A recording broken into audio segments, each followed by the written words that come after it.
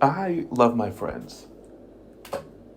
I've always been blessed growing up to have a really good support system around me. Just a good group of friends I can rely on and trust. And sometimes I honestly feel like I don't deserve them. Now, knowing I am an avid nerd, my friends approached me recently and asked me to run a D&D game for them. Running a D&D game is no easy task. It requires an egregious amount of labor and a lot of prep, a lot of practicing, a lot of improv, a lot of communication, a lot of planning, a lot of math, just a lot of preparation. You know, it's not something you can just do off a whim.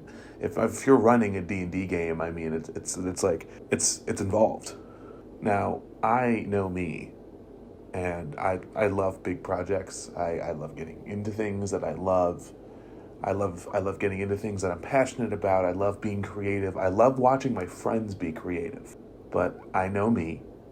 I know how I can sometimes bite off more than I can chew. I know how I sometimes can't go through with stuff. I know that if I get a task that's too big, I can get overwhelmed really easily. Yes, I said yes. Of course I would run a game for them. I saw an opportunity to make my friends happy and I took it. I just realized that by doing this documentary, I am outing myself to the entire class for having a light-up keyboard in my room, which I know is a giant red flag, but we just go and pretend it's not there. But what is a game, a D&D? Dungeons & Dragons is a game that revolves around collaborative storytelling with elements of chance that take the form of dice. The dice determine the level of success or failure for the player characters. Each player takes the role of a character, usually of their own creation, all except for one.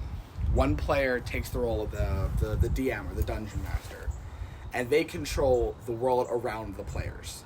And usually within that environment, they create a plot or obstacles for the players to conquer. The driving force of Dungeons & Dragons is the role-playing. Now, the role-playing is made up of the player characters and the dungeon master. The job of the dungeon master is to create a world, and the job of the players is to play in that world. So if the players wanted to speak to someone, it would be the dungeon master's job to pretend to be that person they're speaking with. And then they would have a conversation to get whatever they wanted. If a player wanted to upgrade a piece of armor, then the player would say, I would like to walk up to the blacksmith and I would ask him what his rates are in armor upgrades. And then it's the dungeon master's job to pretend to be the blacksmith and to give him those prices on upgrading their armor. To be at the visitor center. Okay. You walk into the visitor center and you see what you know to be Principal Hagedorn is the principal of Wormwood Adventuring Academy, and he's sitting in the office. Hello, sir. Tim, how are you doing today? Rather well. I found a very fun mushroom in the woods. When was that today? Yeah. Good. Why weren't you at school? It's Tuesday. That is correct. School has been on. You haven't been to school for the past 8 Tuesdays. Gee. Is it some religious exemption? Is there something you want me to do? Tim, why haven't you been at school for the past 8 Tuesdays?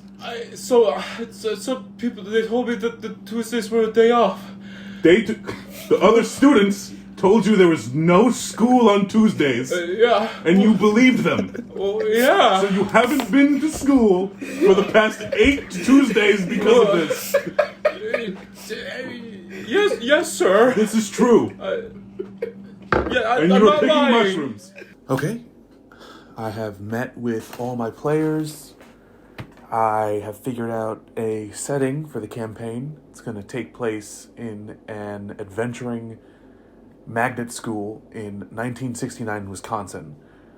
I now have to sit down and write the story and plan out the encounters for the first few sessions. There are a lot of books I can reference, there's a lot of tools I can use, there's a lot of things I can do, and from a glance it can all look very daunting.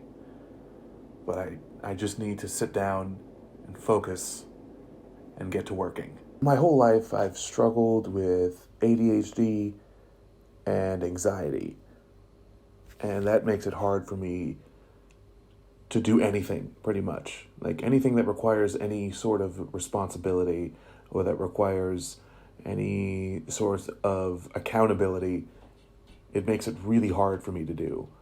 So when I have big projects like this,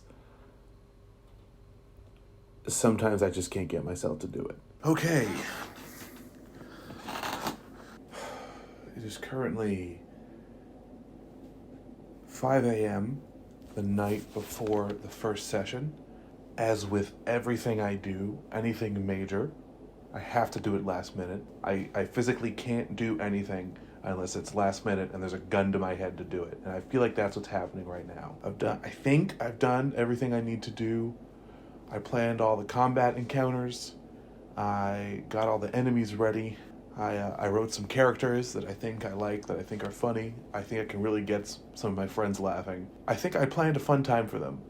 And although this is the last possible second I should be doing this, the last possible second I should not only be working on this campaign, but working on this documentary, I think I'm proud of what I did. I think what I did can make my friends happy. And even if this documentary sucks, and even if the campaign sucks, I think my friends will have fun. And isn't that what this is all about? All right. What's going on here? What is going on here? Do I hear roughhousing? Do I hear roughhousing in here? Only for you, Coach. Only for me, that's right. What's my name? Say it. Coach. Coach what? Coach. Coach what? Coach Beef, baby! It's Coach Beef! It's Coach Beef. Lucas, help me bring up Brent. I'm doing an interview. Anything you want to say? You want to know anything about yourself? I'm so alone. Anybody out there? Yeah. Keep going. Keep selling yourself. What do you have to offer? Oh, not a lot. My room is clean. Well, my room is sanitary, but it's not. It's messy. But there's, it's dry. I'm unemployed. I just dropped out of college. Yeah. So I have a lot of free time to spend with you.